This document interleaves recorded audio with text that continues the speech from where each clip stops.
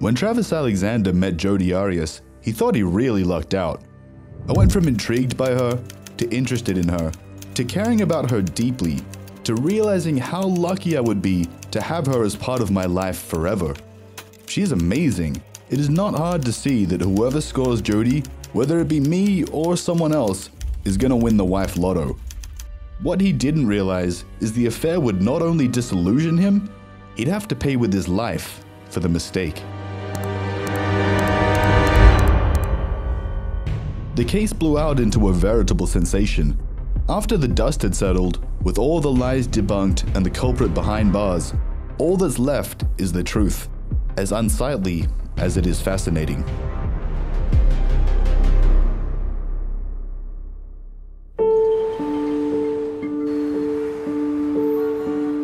It all began in September 2006 at a prepaid legal services convention in Las Vegas. Travis Alexander, the company's salesman and motivational speaker, a Mormon bachelor, was on the lookout for his future wife. When I first started training and things like that, you can imagine the first thing I would hear a lot of is, by the way, he's single.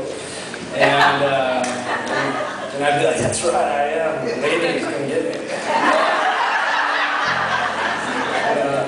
That's been going on for 6 years.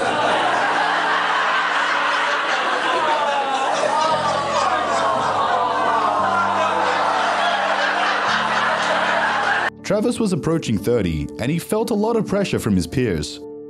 There at the conference, the man quickly caught the attention of Jodi Arias, a young and beautiful photographer looking to hook up with the PPLS crowd. The two spent the evening together, chatting into the little hours of the morning. What followed was a story fit for a Hollywood thriller. Jodi Arias saw Travis Alexander as her perfect match.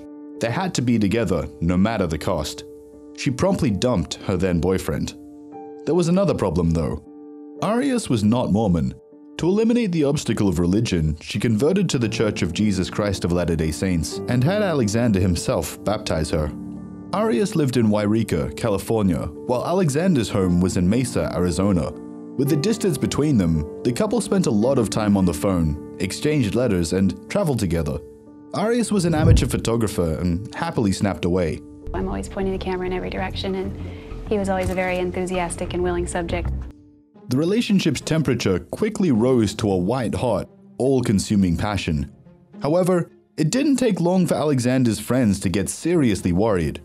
Arias was becoming possessive in a very alarming way. Arias didn't approve of her man talking to other women. She often behaved inappropriately in public, climbing on Alexander's lap and kissing him. Arias wasn't shy to grab her boyfriend's phone and go through his emails looking for any foul play. She'd go as far as to follow him to the bathroom and keep vigil just outside the door. Before long, Alexander realized that Arias wasn't the wife he was looking for. The relationship was a sin, and it needed to stop.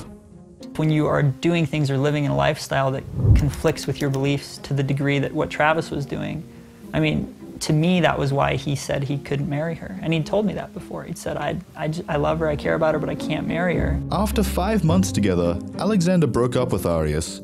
To everybody's shock, the girl moved from her California home to Mesa, Arizona, obviously to be closer to her ex. Alexander himself was not making it easier for her to stay away. Despite dating other women, he was still messaging Arias and seeing her for sex. I'm in a nightclub right now, and it helped me to come to the conclusion that you are one of the prettiest girls on the planet.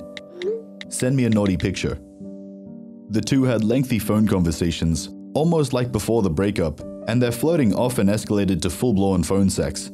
Sometimes, Arias would pay Alexander a surprise visit, getting inside his house through the garage or even crawling through the doggy door, and their phone talks would become very real. It's unclear what happened between the two, but Alexander got extremely upset with Arias at one point. It could have been Arias' attempt to blackmail him with the recordings of their conversations. His car tires were slashed a couple of times when he was visiting his new love interest. Arias is also known to have snuck up to Alexander's house at night to watch him move about. And the blackmail. If people were to learn about the nature of their relationship, it was not only Alexander's reputation as a devout Mormon that'd suffer. His whole career could have been flushed down the drain. Whatever the cause, Alexander was fuming. You are paranoid because you have no respect for people's privacy and you dare insult me of all people, someone you have showed through your actions you hate more than love by denying me a human right of privacy countless times. You have a lot of freaking nerve. We are not all like you in that aspect. Finally, Arias moved back to her California home, and Alexander's friends breathed a sigh of relief. But unbeknownst to them, the two continued to communicate and see each other. Even though Alexander rejected Arias as a partner for life, she was good enough to remain his plaything. Arias, however, would have none of that. She was supposed to join her lover on a business trip to Cancun, Mexico, but in April 2008, Alexander announced that one Marie Hall was his new travel companion. Marie was Alexander's love interest, and the trip was to help them get closer. The eager bachelor even began working out to whip himself into shape before the trip. It seemed like Alexander's life was getting back to normal, but Jodi Arias had other plans.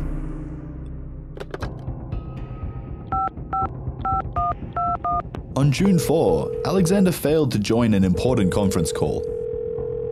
His friends tried to reach him, but soon his voicemail was full. Finally, 5 days later, a group of concerned friends went to Alexander's house. He was sharing the place with a couple of roommates, and they believed he was already away on the trip to Mexico. However, when they found the key to Alexander's quarters, they were in for the shock of their lives.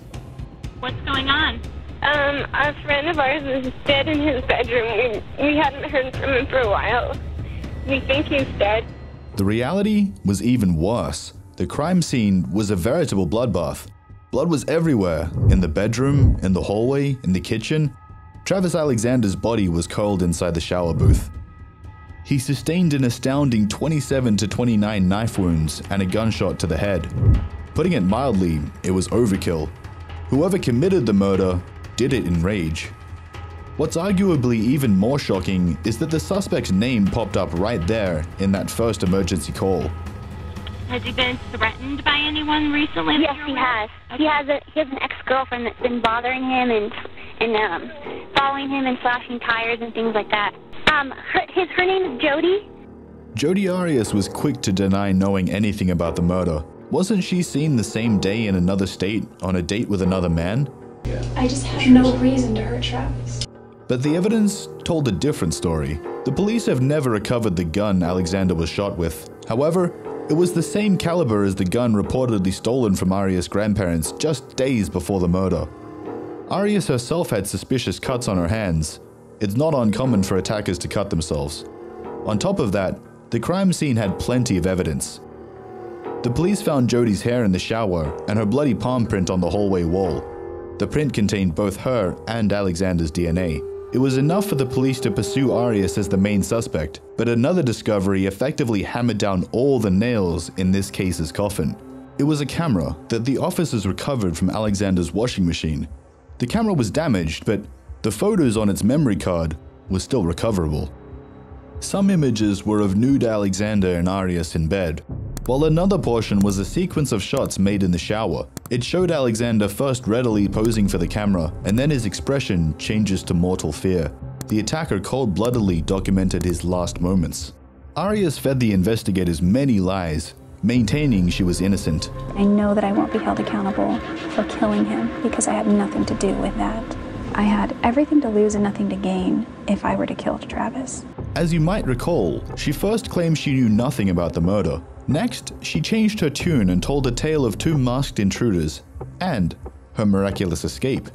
Finally, when it became obvious that there'd been only one intruder, that is, herself, Arias attempted to play the card of domestic abuse and self-defense. None of these lies held water.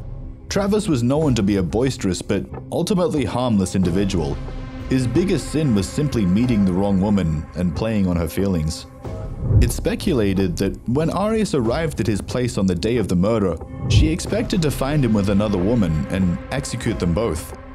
Instead, Alexander was alone and the two had sex. Perhaps Alexander asked Arias to take a few pictures of him in the shower, and seeing how his physique improved, Arias was hit with the realization that she could not keep the man any longer. All the goods were meant for someone else. Very soon, he'd be spending time in Mexico with another woman. But what looks like a crime of passion was preceded by weeks of planning. The the stolen gun, the gas that Arias bought for her car beforehand, it all pointed to premeditation. The case was all over the news.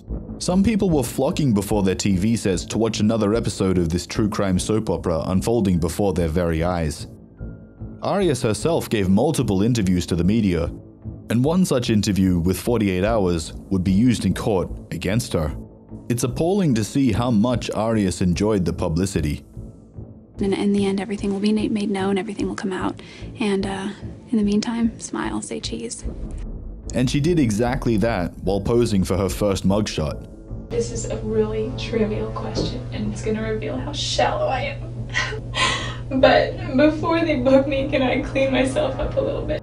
Jodi Arias' trial cost the taxpayers $3 million. In the process, she did everything to get a lighter sentence, telling tales of her parents abusing her from an early age, of Alexander body slamming and kicking her in the ribs, smearing his name in all the dirt she could imagine.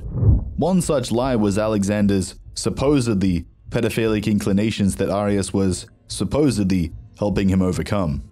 It was a picture of a little boy. He was dressed in underwear. He seemed very ashamed with himself. A similar libel was used by Sheila LaBar, the Black Widow from New Hampshire, and Catherine Knight, Australia's female Hannibal Lecter, in cases we've already covered. Just like Knight, Arias firmly believed she'd get away with what she did. Just like Amber Heard, she thought that her charms and meek demeanor would be enough to win her the jury's sympathies. Instead, she got exactly what was coming to her. The State of Arizona versus Jodi Arias, verdict, count 1. We, the jury, duly impaneled and sworn, in the above entitled action, upon our oaths, do find the defendant as to count 1, first-degree murder, guilty. However, Arias did win sympathies alright. Multiple social media pages were set up in her support. One fan gets tattooed every year on Arias' birthday. While in prison, Arias managed to charm the guards and get primitive tattooing supplies she then used to earn money from other prisoners. She made friends with her cellmates, but discarded them as soon as they were of no use to her. Fans visited Arias on a daily basis. Some believed she was innocent, others were simply spellbound. One Benjamin Ernst went even further, running Arias' social media accounts and setting up a website for her that the two used to sell the murderous artwork online. At one point, Arias mentioned she wanted to marry Ernst. It never happened. The promise was another manipulative lie. Having her whole life to spend in prison, Arias can only do this much to stay in the spotlight, collaborating with rap musicians, selling her drawings, and working her charms to the max. Oh, holy night, the stars are brightly shining. So, what do you think? Was Jodi as innocent or as guilty as she claimed? Share your thoughts in the comment sections, and of course, don't forget to like, subscribe, and steer clear of toxic relationships, especially lethal ones.